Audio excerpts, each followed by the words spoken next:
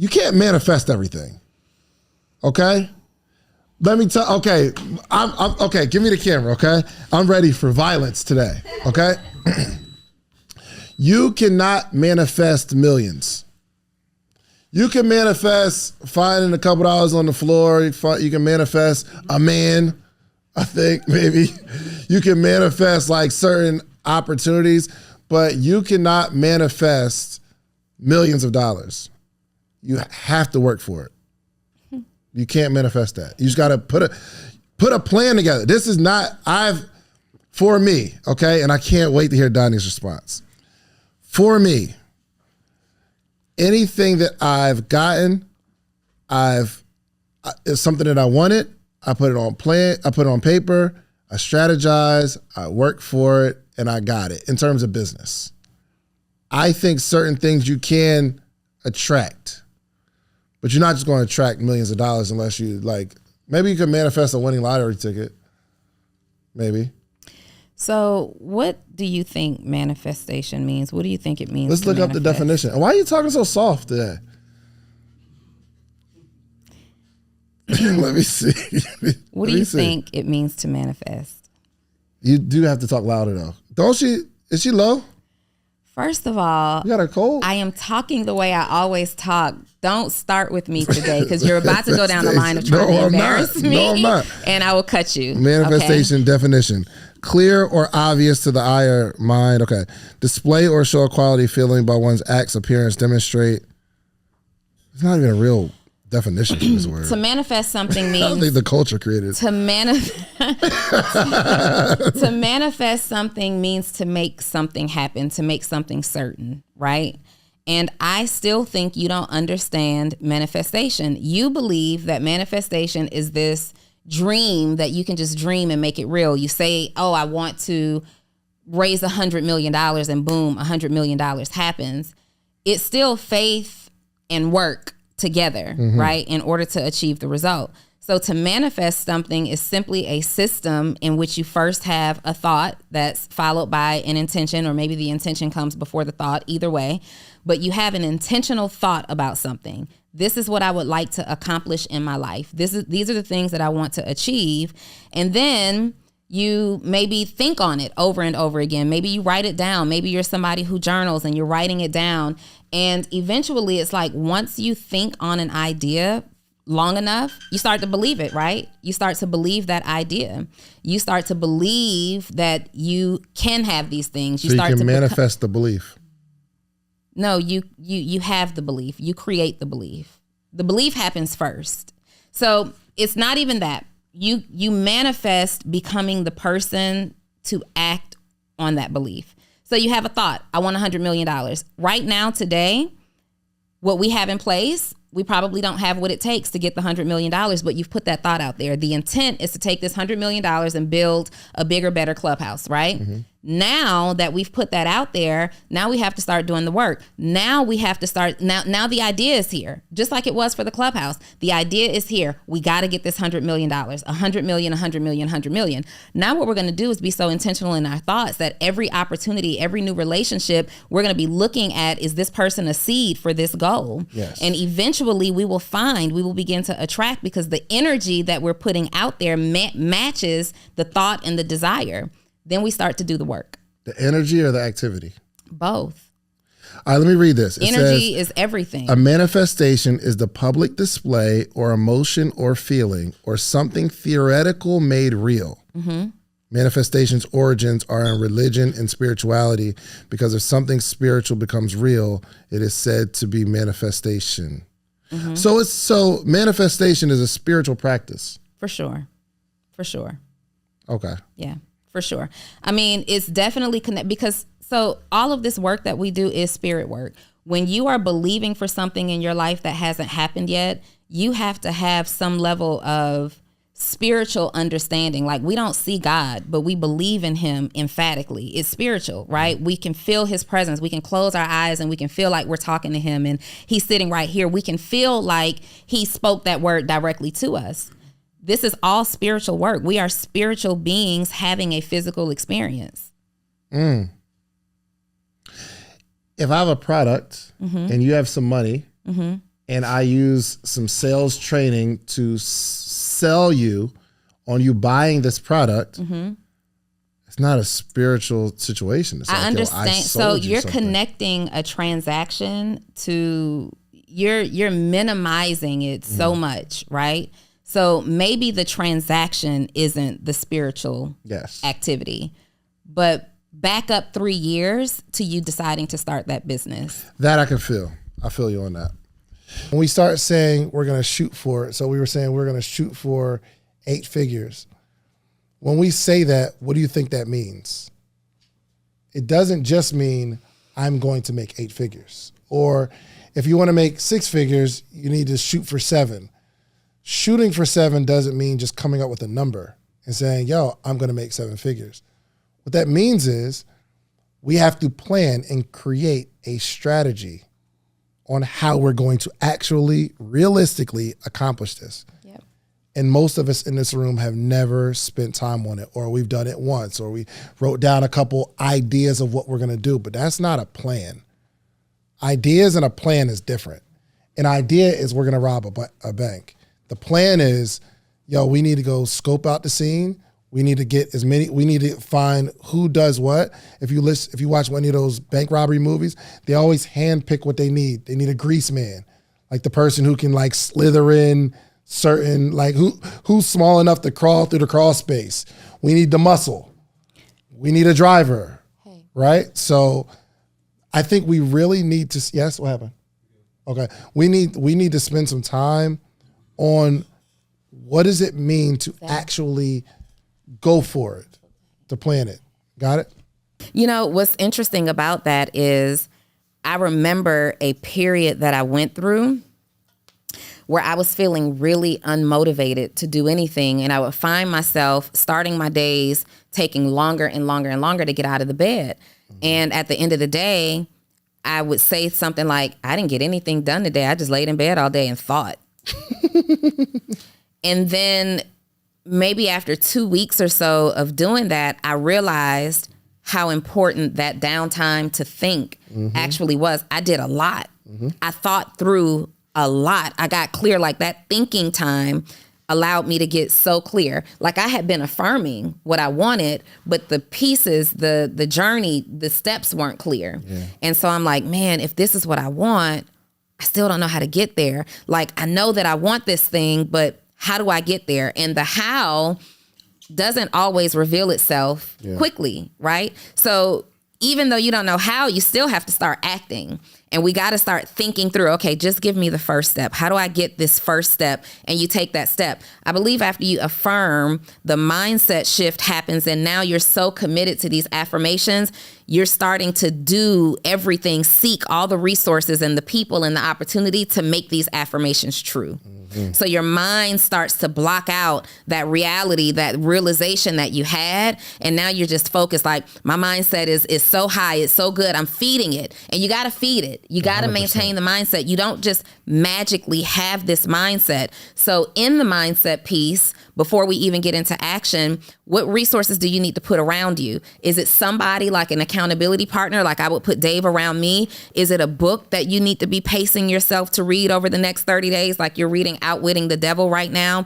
What is that piece? So if it's, you know, like in your marriage or a situation like that, do you need to pick up a good marriage book that keeps you like, I know I want this marriage to work out at the end of the day, but I need to improve my mindset, and just thinking about it isn't enough. Let me get this book and let me commit to the 30 pages a day. Let me get this therapist and let me commit to 1 session a week. Let me get this entrepreneurship book, something that's going to serve and grow me in mindset, because it's not automatic.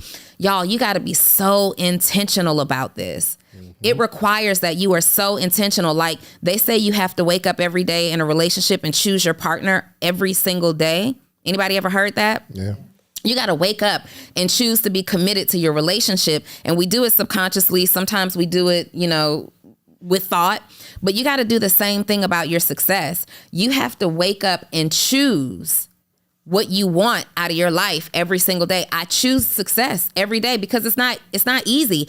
Even once you get this concept called success, some people will just give it all back because they stopped choosing it. They no longer want it. They don't want what comes with it. They don't want to do the work. Somewhere along the line, mindset got interrupted. Yeah. The mindset of success got interrupted. And now fear starts creeping in. Yeah. Procrastination starts, doubt. All of these other things creep in. You've got to feed your mindset. I just thought that it was so motivating to me because I'm like, yo, what opportunities am I leaving on the table because I'm not willing to do what it takes? Yep. What opportunities am I like leaving on the table? I just don't get it. You know, it's so crazy. When I first started coaching, I just started helping people. They just asked me, I'm making a couple dollars in my t-shirt brand. You want some help? I got you. But I decided, people say, yo, I want to pick your brain. And I say, well, at least take me to lunch. Because I started taking other people to lunch. Yes, would you believe that there were some people that said, lunch? You got your own money. I just got a couple questions. So they let lunch stand in the way of some information that could really take them to another level. And then I was like, all right, all these people are taking me to lunch. Now I'm going to start charging. And I think my first session was $100, $150, something like that. And there was some people, $150? Oh, no, I can't. They let $150 stand in the way. So this kid is a few thousand in. I haven't given him a dime.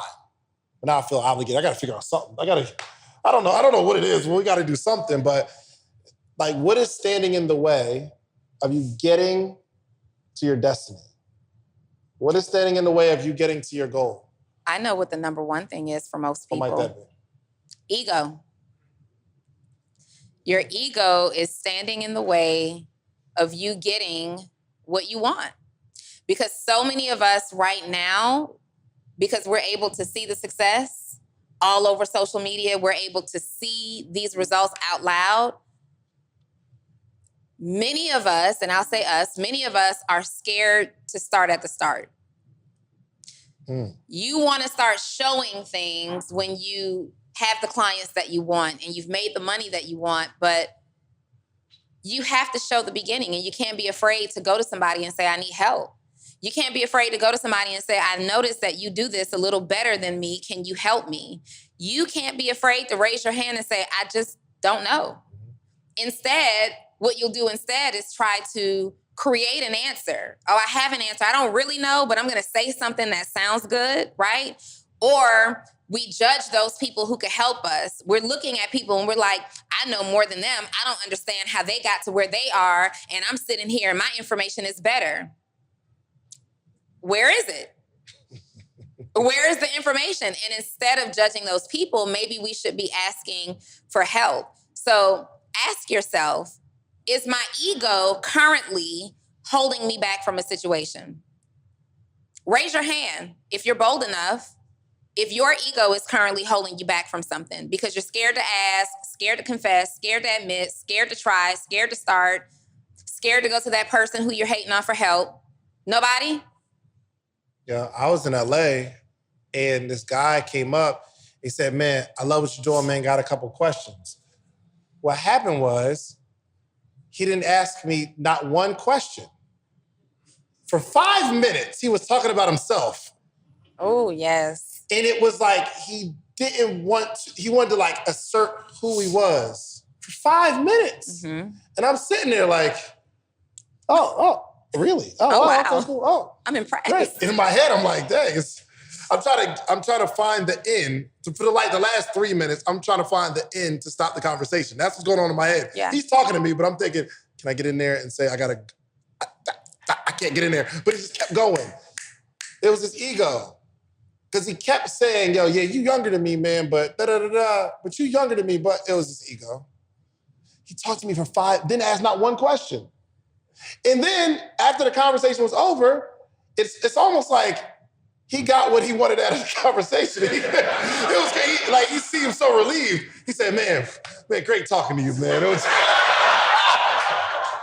So you're absolutely right. So here's the thing. Most of the time, the things that you want, you don't have yet because you have to become something. You have to become qualified to get those things. So the whole act of manifesting something, again, is having an idea and then figuring out who you need to become in order to attract the result, right? So you're absolutely right. It's not about just, let me get this investor. We got to put a presentation together. 100%. There has to be a kit together. There has to be a posture together. We can't just roll up like we looking for $100 million. Yeah, for sure. Let's sit down and have lunch. That's not how it works. So it's absolutely about becoming, right? And that's why we're constantly evolving. That's why anytime something big for you, or anytime you are desiring something big, anybody ever been in a process where like your dreams are so big right now, you don't know how you're going to attain them, and it kind of hurts? Like it's hard to deal with the fact that you have this dream inside of you and you just don't know how to execute it. It hurts. It's painful. Anytime major change is to come into your life, you're also going to experience some form of major pain. It's just how it is. That's why there's a thing called growing pains. So when you're in the process of manifestation, you are absolutely growing. There's some pain associated. Pain can look like no's. Pain can look like delay. Pain can look like procrastination. It can look like a bunch of things, but you have to grow and evolve. What conversation are you having with yourself every single day? What conversation are you having with other people every single day, right? So, for example, when David and I decided that we were going to go for our very first 7 figures, our conversation changed. It changed drastically. We went from what small event can we do, what $20, $10, $40 event can we do, to then every single day became accountability. Are you on your goal today? Are you on track for your goal today? What can I do to help you today, right? And then the conversation that I was having with myself was more in alignment with what do I have to do to achieve this goal today? Not what I can't do or how far I am away from the goal, but what do I actually have to do? How do I position myself? So I want you guys to audit the conversation that we're having with ourselves. Number one, are you telling yourself that 7 figures is far away? Are you telling yourself that it's impossible? Or are you first telling yourself that you are qualified, you are capable, you have everything that it takes? I have affirmations all over my bathroom wall. I read these affirmations to myself every single day. In fact, it started with those particular, well, they've changed, evolved over time, but it started with this 7-figure goal that we had. I had to tell myself every single day the level of success that I was going to be. I decided how much success that I'm going to have. Then that conversation spilled over into the conversations that I'm having with friends. So that literally meant that I had to stop talking to certain people about my goals, like parents, like significant others, like friends, because our goal was so big. It was bigger than anybody in my circle had ever personally experienced, that they couldn't keep up with that conversation. And having those kind of conversations with people who can't keep up, there's a whole lot of, well, what ifs? What if this goes wrong? What if that doesn't happen? What's your backup plan? There is no backup plan. It has to happen, or it has to happen. And that's the conversation that I had with myself and with every single person. And it didn't even take us a year to hit $1 million. I think it took me like 8 months or something like that, 8-9 months to do it. When I became super intentional, it happened, period. I didn't know how it would happen. I didn't know when it was going to happen. I didn't concern myself with those details that I call trivial. I just got to work. I was having the right conversation. So that's number one. Emotionalization, right? The word I discovered. You discover words, right? They were already there. Y'all didn't know that was a word. You said it wasn't. Emotion. Discovered, like Christopher Columbus. I discovered this word. Okay, this must be in the Urban Dictionary, because as I'm typing out these steps, 4th step, emotionalization. It Listen, it is in the Urban Dictionary. Semantics, okay. Yeah, because Apple ain't recognizing it. Are we done here? Can we continue to teach? This is much like bootylicious. It's not a word? Bootylicious? All right, cool. Oh, All right, so Jesus. listen, here's I believe where, for me, I really cracked the code. Because we had a realization, we understood what the problem was, right? And then we started to affirm it. And, I started putting up, affirmations on my wall. I actually did do that. I didn't know they were called affirmations. But one of my mentors said, hey, put it on your mirror in your bathroom. I'm going to make $100,000 a year or whatever, right? And I'm just reading it. And then I got into this whole strategy part where I'm like, okay, great. I came up with a good plan. But has anyone ever stopped at the good plan? If the plan is amazing, right? But We can't seem to get our plan to move to our hands or our feet to actually do anything. And I think this is the misstep of there needs to be some sort of emotional connection to this plan. Because if you're just thinking and coming up with strategy and you've had a mindset transformation, but nothing changed in your heart in terms of like, this is something passionate for you, it's going to be really, really difficult to get out of bed in the morning. Yep. But the cool part is the more you start to embody this plan and come up with good strategy and stuff like that, you should start to feel something. If you don't, we need to figure out how to feel something. We got to like feel. I could tell that a lot of people aren't passionate about their business and they're just doing it as a means to make money.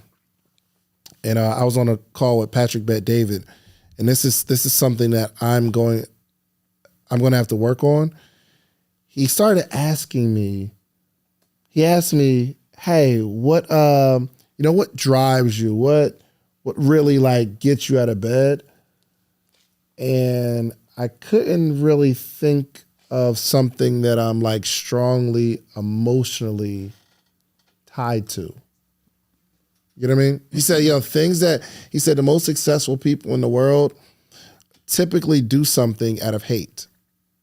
It's something that they hate, that they're fighting against, that keeps them going. So like while I was on the call, I was like, I can't think about it, but I remember I used to hate the like job thing. Like even if you see some of my videos in the beginning, it was all entrepreneurship. Everybody needs to be an entrepreneur. Everybody. And I felt so passionately about it, right?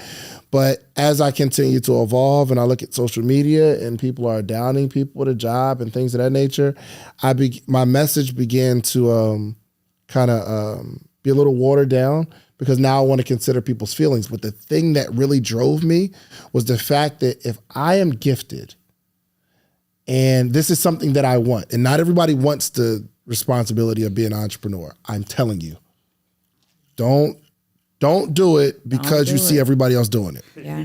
Not everybody wants that. I don't got enough time to go through that. Go through to our episode. I think it's titled "Entrepreneurship Sucks." Oh.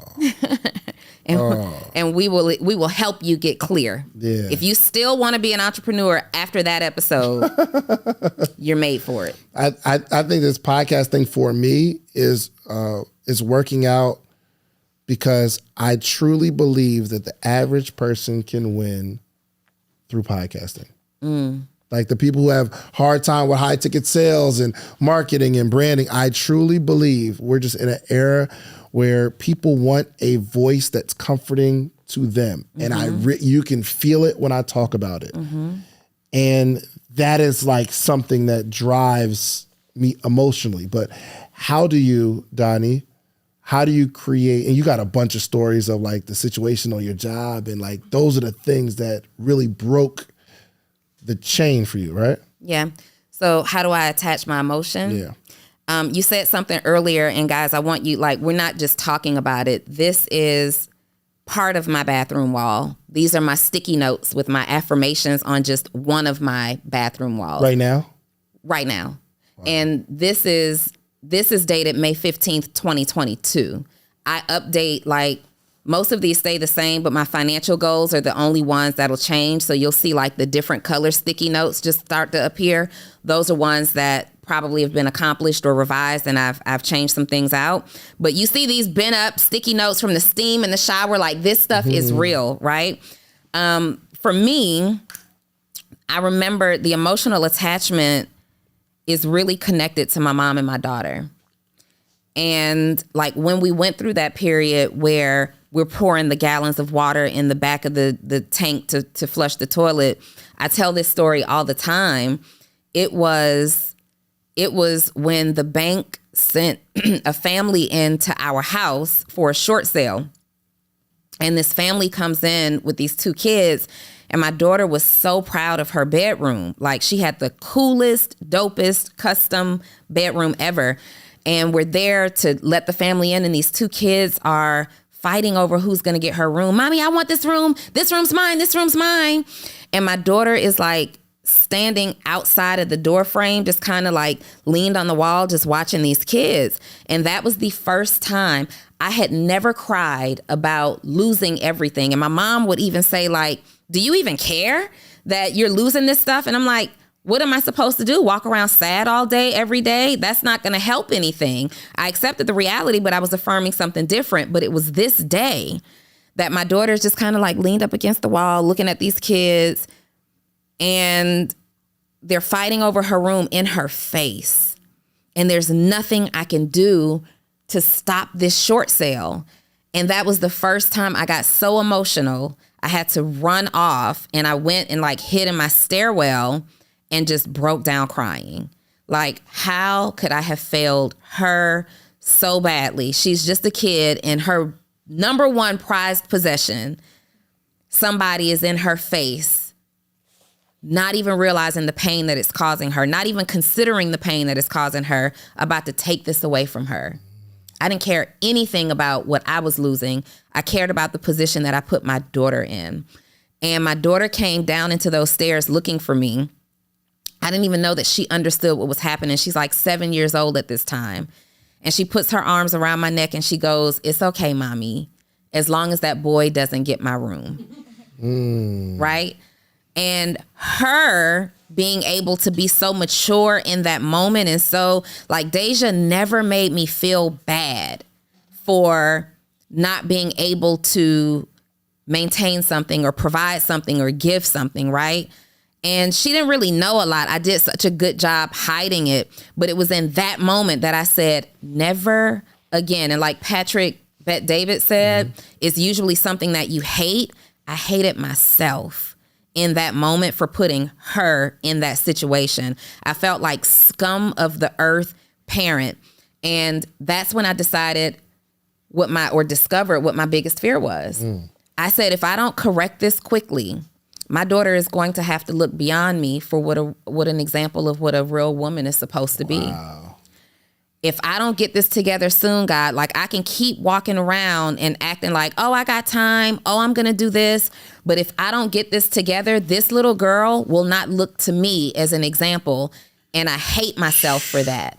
And that's today. Like the goal just got bigger. It just, she's still the motivation. It just changed. It was making sure at first that she had a room to call hers all the time, right? Even when after that I had to move back in with my mom, we shared a bedroom. I never personalized that bedroom for me. We shared a bedroom, but this is yours. Paint it the color that you want. Have your toys everywhere. Don't consider me, it's you. After that, it was moving into a school district where she could get an education. After that, it was making enough money to send her to college. And now it's creating a legacy and a company big enough that I will be her first six-figure employer. Like the goal just gets bigger and bigger and bigger, but she's still the motivation because I literally hated myself in that moment for what I caused her to lose. Is you value money more than information, you could quite possibly love your money more than information. Because if you didn't, you would spend the money on information. But anytime you don't spend money on information, you're saying the information is more valuable, or my money is more valuable than the information that I might get. When I go to these events, or like I'm not looking for a whole lot. It's like one or two things that I don't care how much I pay for it. There's one or two things that I'm looking to extract. And I'm thinking in my head, if I can get this, it's worth the $2,000. If I can get this one thing, it's worth the $4,000. So we got a boot camp coming up, a content creation boot camp. How many you been to? You came to 2 boot camps. And it's 2 days of learning how to create content. Somebody DM'd me and said the tickets are too high. And I get it. It's just from your perspective. But like I've made millions understanding how to create content. I've been creating content since 2010, 2011. Millions of dollars understanding how to create content, how to paint pictures online so that I can grow a following. Because I know if I have a following, I'm not even good at sales. If enough people follow me, somebody's gonna buy something if I offer it. So the ticket price, I think it's $2,500 right now. Would you invest $2,500 to get 1 or 2 nuggets that can take you to another level? What if one nugget helps you make an extra 10,000 this year? Because here's what I know about entrepreneurs. It's not a million things that you're missing. Mm-hmm. It's one or two adjustments. It's literally one or two adjustments. Tonight, somebody's gonna unlock something tonight that takes you to another level. It's not all the stuff. It wasn't the story about Cam. It wasn't the pitch. It was something that you're gonna grab. I don't know who it is. Somebody's gonna grab one nugget and they're like, yup, that's it. I'm implementing how to assert myself in a presentation, how to get my pitch down so I'm not uncomfortable in front of people. Somebody's gonna grab one thing. Bob Proctor even came back after The Secret and said that he felt like they put the idea of manifestation out, or of belief out, and manifesting a thing out. What's the word? When something incompletely. Yeah, like right, it wasn't a complete thought. It was a lot of believe, and these things shall come, but they didn't put a lot of emphasis on the word. Yes, that's right? What I'm saying, yo. But that's not they don't define the definition. They created the whole movement. No, they created the movement of the law of attraction, which was manifestation. Okay, David, move on. We'll talk about something else. Okay. All right. Back to my journey of New York. So I'm there and I realize how amazing Pinky is and what a visionary. And I was actually in the airport right now this morning, and I was talking to her team with Dora, and she was saying that her whole objective is to have power, not to become wealthy, rich, all that kind of stuff. Pinky? This Pinky. Mm-hmm. She's like, yo, the thing she's talking about is having power, but not for self-interest reason, but I want to have the power to change a law. I want to have a power to implement certain programs in school. She's like, yo, we're building two brands, her Slutty Vegan brand and the Pinky Cole brand, and they both work in tandem, right? Mm-hmm. Tandem? That's correct. Good job. Give it up for Dave. They both work in tandem. And she's like, yo, I want to have more power to affect change, which I thought was super cool. And I don't think, for me personally, this is like me personally, I don't think I was looking at it that way or until today. Mm-hmm. I'm like, yo, we got to build a platform, not just so we can help people, but so that the brand is powerful to shift something, to be able to make something happen in a meaningful way for a community. We all talk about we want to help the community, but in essence, I would say most people, including maybe myself, when we start talking about building a community, it's self-interest reasons. Like, I want to build a community because I want to help people, but I like the feeling of helping people. So it's somewhat a selfish reason. I like that I can help you do something, you become successful, you come back and say, yo, you helped me. That makes me feel good. It's not about the dollar exchange. It's about me wanting to have the feeling of helping people. So your motivating force for building community right now is to support your ego? Once I talked to Dora about Pinky's objective, I realized how selfish it was. So people who give can still be selfish. You give because you like the feeling of giving. It doesn't matter who you give to. It's just, yo, I gave and I can go home and sleep at night because I know I'm a good person and I gave. However, I immediately started thinking about someone like a Martin Luther King, who said, I'm going to do all this stuff, but it's a high possibility that I'll never be able to see or enjoy the fruits of my labor right now. I'm willing to put my life on the line. I made my mission to have enough power, have enough influence so that not me and my friends can enjoy this, but my kids and my kids' kids can enjoy certain freedoms that I'm willing to give my life for. Absolutely. There was two conversations that I can say drastically changed the trajectory of like that particular year. I'm doing an interview and my boy Neil comes by, and at the end they're talking about their course or whatever, and we end the interview. And Neil says, hey, you don't do affiliates? And I said, what's an affiliate? He said, well, if they have a product or a service, you create like this this affiliate link. So anybody that clicks that link and buys, you'll get paid. So I asked the person like, yo, do you have an affiliate? And he said, yeah. I said, can I have it? He said, yes. But at that point, I'm surrounding myself with someone who has been making multiple millions for years. So he sees what I don't see, right? We're in an environment where it's happening. So certain conversations won't happen unless you're in that particular environment. There are certain conversations that you're having that are going to hinder you from hitting your goal. It just is what it is. And the second conversation, we were all in the mall. It was me, Pushman Mitch, Neo. I don't know why Neo's always there. Matty J, him 500. And I was super excited. This 1 month, I made $100,000 and I couldn't wait to share it. This is like the first of the month. And I, like the previous month, I made $100,000 between affiliates and like all kind of stuff. So I'm waiting for my moment. We're all here. You know, you got something to share and you don't want to be awkward, but you want to share it, right? I'm like, oh, wait, I'm in here. So I found my end. I was like, yeah, well, I mean, this month I made $100,000. And Pushman Mitch, and not even in like an arrogant way or like even thinking about it, he said, that was your first one? He honestly, like, no, it was like just, oh, really? Like, you ain't, I thought you've been doing that. I was like, no, I haven't been doing that. But their expectation of me was greater than the expectation I had for myself. I didn't know. Other people knew that I had something that I should have already been doing that. And nobody in this circle is impressed. Yeah. He's like, oh, that's your first one? I'm like, yeah. They're like, oh, yeah, man, you know, just hit it again, man. Yeah. And nobody's celebrating me. Wait, Yeah. So I want you guys to get clear on this. The conversations that you're having to reach this goal need to be conversations that apply pressure. 100%. So when we get to work on this goal, David and I are going toward this goal, and we got the same people in our circles, the Neos and the Mitches and all these people. But David was really like my right hand during this experience, like trying to get it done.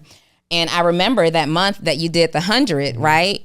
David didn't take the whole month to do 100, just for the record, when you did this. So David calls me. He's like, yo, what's up, sis? It's like, I don't know, like the 20 something of the month. And he's like, yo, what's up, sis? How you looking on that goal? And I'm like, yo, I'm gonna slide into this $89,333.33. And he's like, all right, you hit it yet? And I'm like, no, not yet. But the way I've projected these numbers to happen, I'm gonna close out right at 89,000. 83. I'm sorry, 333.33. So he's like, all right, cool. Let me know if I can do anything. Last day of the month comes and he calls me and he asks me, did you get it done? And I'm like, getting it done right now, literally enrolling somebody into my program right now. I said, what about you though? Have you gotten it done? He was like, oh yeah, I hit 100 like a couple days ago. I just didn't want to say anything and discourage you. So what does that do for me? What? The pressure has been applied. Oh, you hitting it days before the month closes out? Not only did you hit it, you exceeded the $83,333.33. I thought we were going for $1 million, but you just upped the game and you're doing a little bit more. You're looking at 1.1, 1.2. Let's go. David applied pressure. So then my next month, I couldn't take the whole month to hit the goal. I needed to figure out how to get to the goal as quickly as possible. So again, the conversations that you're having with yourself, the conversations that you're having with others, but you can't talk to small minds about big concepts and big ideas. Talk to people who can apply pressure, period. It's fun to talk to people who you're doing better than, right? It's fun to talk to people and you're like, I'm going to motivate you through this process by watching my process. But now is not the time for that. It's time for you to talk to and associate with people who are applying pressure. You hit the goal first, and then you come back and motivate everybody else along the way. Facts. All right? And even when you come here like these live recordings and you kind of hear like Donnie's perspective, like you leave feeling something, right? And this is the reason for church, right? Every single week, because you feel something that you hold on to a little bit. Now, if church was only once a month, yeah, it's too far between like the feeling, right? So the feeling's important. Jonathan Green told this story. You gotta. Where's that mic at? Who got a mic? You got a mic. You got kids, right? You got kids. All right, cool. Give her the mic real quick. Her mic work. So, and it really like made sense to me. So imagine this scenario. There are two buildings, 1,000 feet high and 1,000 feet apart. Right, two tall buildings, same height, 1,000 feet high, 1,000 feet apart. And there's a thin board connecting the two. You can walk across this thin board, but it's gonna be really dangerous. How many kids you got? Two. What are their names?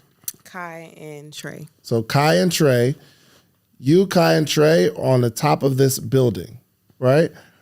And there's a small board, and on the other side, there's $10,000. Are you going to walk across that board to get the $10,000? It's very dangerous. If you one misstep, and Kai and Trey have to grow up just remembering their mother. $10,000 over there now, because remember you want $10,000 a month? Yes. Are you going to take that trip for $10,000? If it helps my babies, yeah. Well, I mean, so you would risk that for $10,000. To make sure that my babies were good, yes. Gotcha. I would never. No. I would risk my life for $10,000. See what you're saying. Which if one misstep, because you got to go over thin board. Just me though. Just you by yourself, 1,000 feet high, 1,000 feet apart. I'm talking about tightrope walking to go get $10,000. Gotcha. If something happens, either on the way there or on the way back. If you're saying 1,000 feet apart. 1,000 feet apart, 1,000 feet high. Are you taking that trip? No, I would look for another way to You would look for another way. Yeah. Okay. What if it was 100,000? I'm still gonna look for the other way. The way you explain. No, if this is the only way, you got enough time to go over there, get the money, come back. 100,000. You're not gonna risk your life for that? No. I got her. Watch this. $1 million. No. $1 million. No. No. Okay. You're on one building. Mm-hmm. Kai and Trey are on the other building. The building's on fire. You got enough time to go over there, get them, and bring them back to safety. Are you going? Of course. Without thought. Yes. First one. Well, man, yes. I don't. Without thought, right? The point is, you'll do some amazing things if there's more than money on that other side. For sure. But some of us are just chasing money, and that's why we're tiptoeing and we don't know, and it's real, I don't know if I'm going to go do that, right? But you are willing to risk everything you have to go get your kids. When I heard that story, it changed me forever because I thought to myself, my mom at the time is on top of a burning building, and she's not going to be here that long, and she'll never, ever be able to enjoy the life that she always desired because she's not going to go grind. I know it. She's done with like old hustling and all that kind of stuff. It's up to me. And it was, I had to do something. That's why I feel like $100,000 is probably the most selfish goal anybody can reach because $100,000 will take care of you. That's it. So it wasn't about like, let me make millions so I can call myself a multi-millionaire and all that. It was like, yo, how can I go save my mom? She deserves to go on a cruise for the first time. She deserves to go out the country. She deserves all this stuff. So I went hard because it wasn't about the money on the other side. You feel me? Right. But if there's an emotional attachment, you'll do some amazing things. You heard the story, Donnie, of the lady whose baby was under the car and she lifted up the car. Yeah. I mean, if you don't have an emotional connection or attachment to something, you're going to quit. 100%. Just know that. You're going to quit, which is why it can never be based on money. Yeah. You're not emotionally connected to money. You're emotionally connected to the thing that money allows you to do. Figure that out. Like so many of you want $10,000 a month so badly that you're willing to risk your life for it. Mm-hmm. What will the money, like write this down seriously. Why do I want this money? What will it allow me to do? For me, it was to make sure my daughter had everything that she needed and most of what she wanted. Now it's providing an opportunity for her, my little cousin over there, who works for my company now. My mom, you wanted to send your mom on a cruise? I gotta send my mom to Africa this year. And it can't just be any kind of Africa trip, right? Can't just be any kind of Africa trip.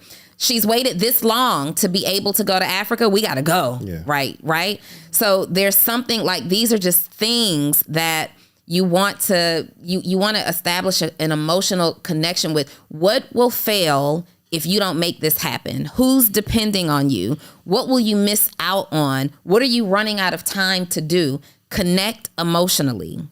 Seriously to it. Man, y'all connected to something? Yeah. You've been thinking? I'm telling you, if a woman can lift up a car to save their baby, for sure you can build a business. For sure you can make a few sales. For sure. But without that emotion, nothing happens. Being paid by systems to work. Being paid by systems to work, which is the ultimate level that you want to get to, right? It is not the easiest level to get to.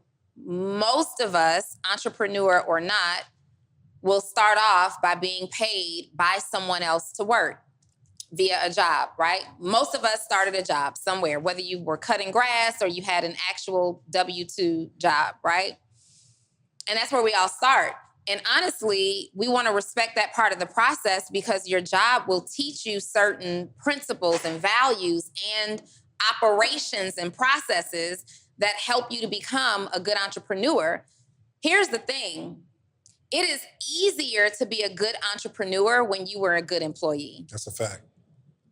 It's not required that you be a good employee to be a good entrepreneur, but it is easier to be a good entrepreneur if you were first a good employee.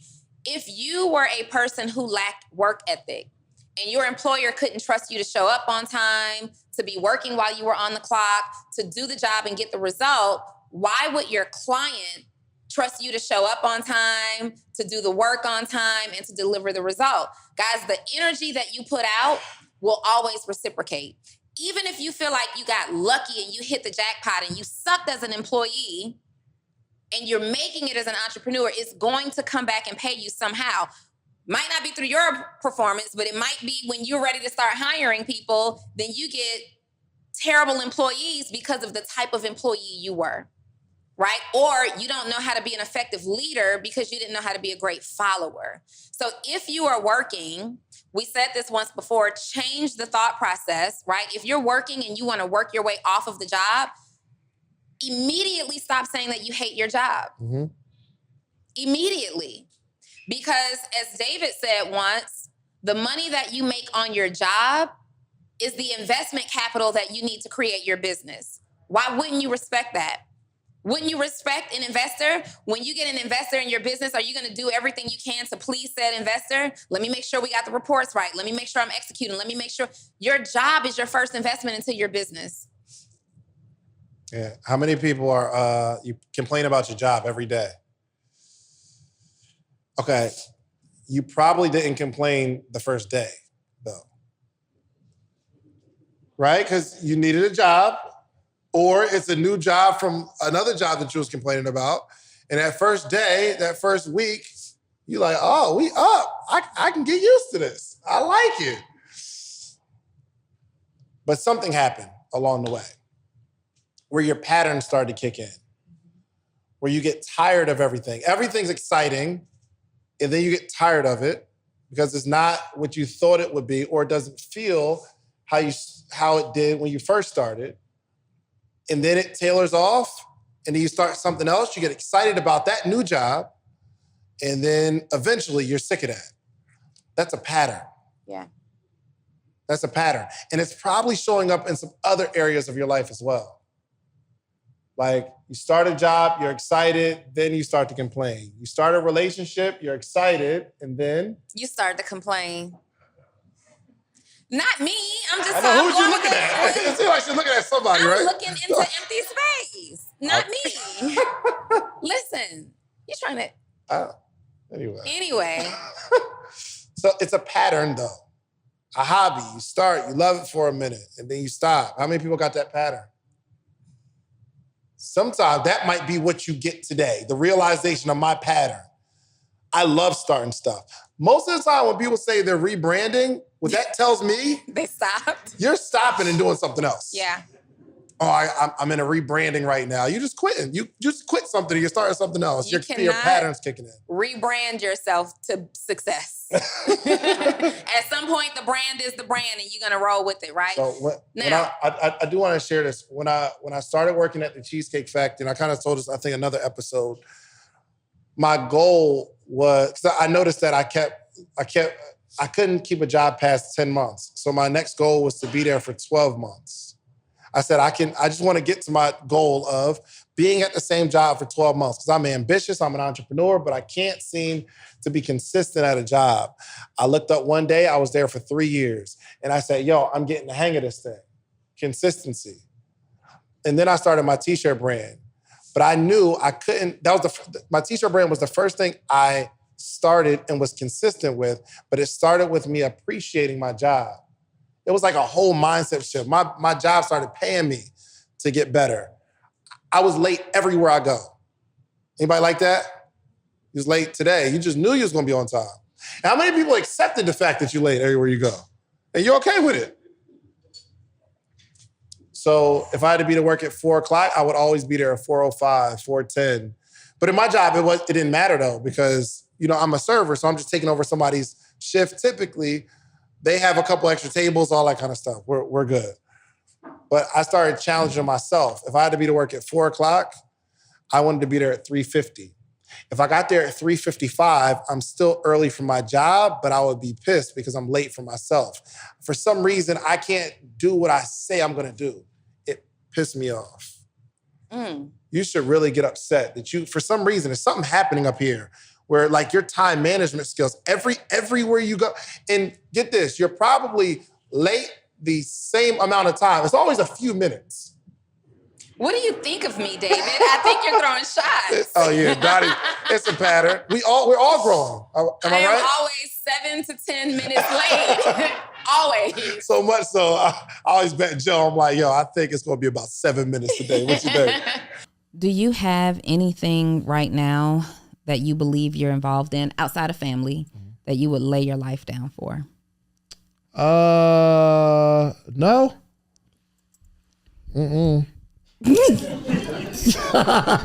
Nope. You? Can't say that I do. I'm not woke enough. I'm not woke enough. I can't say that I do. I mean, obviously, I would lay my life down. I would jump in front of a bullet for my mother and my 100%. Daughter. Period. Easily. No questions asked.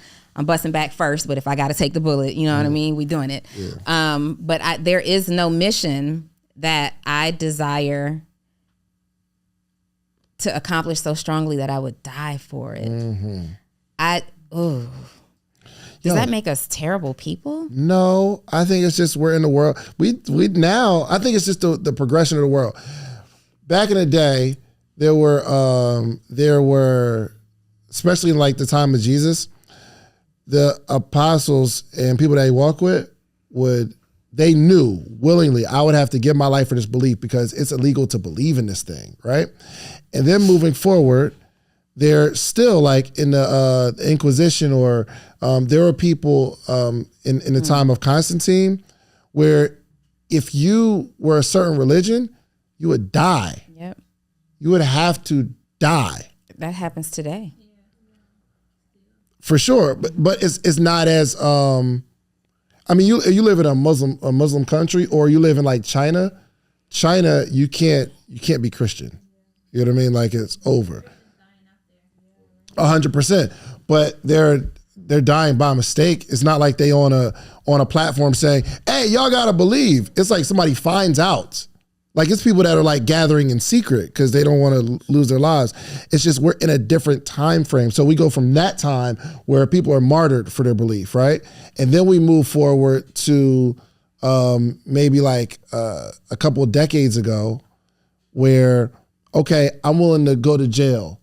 I'm willing to like fight for my right, like a Martin Luther King, Malcolm X, but it was a significantly less amount of people who was willing to do that. Yeah. Now we on the gram and we lit. We got things to live for. Back then it wasn't, I mean, look at how they were treating black people, right? What am I living here for? Mm-hmm. So of course I'm willing, I would rather die than be in this situation, but it's harder now because we have a better situation that we don't necessarily have to die for. I can't think of any world leader in the United States that are speaking for us as a culture and civil rights and things like that. I can't think of a single person that I believe has a mission so strong that they would literally die for it. Nobody. It's just changing times. Nothing wrong with it. It's just the times are different. Activation. Is that next? Let me see. Activation. Yep. It takes care of itself. Activation takes care of itself. Well, so the thing is, it doesn't though. You become emotionally attached to something, and you're emotional about it. You know, like, oh my God, you're crying. You might even have your moment where it's like, I'm so emotionally connected to this because, and then you still turn around and you don't do it. Like there are people who will just not change the way they eat, even though their doctor says if you keep eating this way, diabetes is going to end your life. And you're still eating the same way. The doctor says if you don't lose 100 pounds right now, you're not going to make it. You will die. And you cry about it. You go home. You're emotional. You want to do this, but you still do nothing. Here's what I think, though. I think at this moment, we see what's really important. So I was actually talking to my friend. Importualization? Huh? Importantalization? Did I say that? No. I was about to say, because that ain't a word. I was gonna Asian this thing on out. Nah, because there are people that say, yo, I'm grinding for my kids. I gotta go do it. It's for my kids. But when it's time to go do it, you don't do it, which means you saying, I don't really care about them kids. Forget them kids. What's more important is my own comfort. I'm more emotionally tied to my own comfort, my own self-care. So I was talking to my friend, and his grandmother was just in the hospital with like a lung situation, right? Because she smoked cigarettes back into a day. Mm-hmm. That's a good one. But she, after the hospital, she like, yo, she stayed away from it for a while, but then she actually told her son, like, yo, I'm gonna smoke these cigarettes. She's like, yo, if I'm going out, I'm going to go out happy. So it's not like, yo, I'm not trying to preserve my life. If I'm gonna go, I'm gonna do it my way. And I can respect that 100%. But for all of you all, if you are going to do the opposite of what it's taking to be successful, you're selfish. I don't care what you say. I don't care what you're crying about your kids and all that kind of stuff. I don't care what you say. We can see what you feel based on what you do. Mm-hmm. Mm-hmm. In my opinion. I agree. Yep. I agree. Yeah, you can see how serious you are about something based on the actions that you're taking, right? So now we got to take the action. Got to. And the easiest, or the best way to do that is to identify what action steps need to be taken. And you only know what you know at this point. So that means that you don't necessarily know all the action steps. You want to get to that, what we say, $5,000 a month. You might not know the complete action steps, but we identified earlier that we're going to serve people at a higher level, right? Step number one, we said we were going to, instead of selling our $10 cream, we're going to what do you call it? We use that word through the whole freaking quarantine. Pivot. Pivotization. We're going to pivotization. Okay. We're going to pivot. We know that our first action step is to pivot.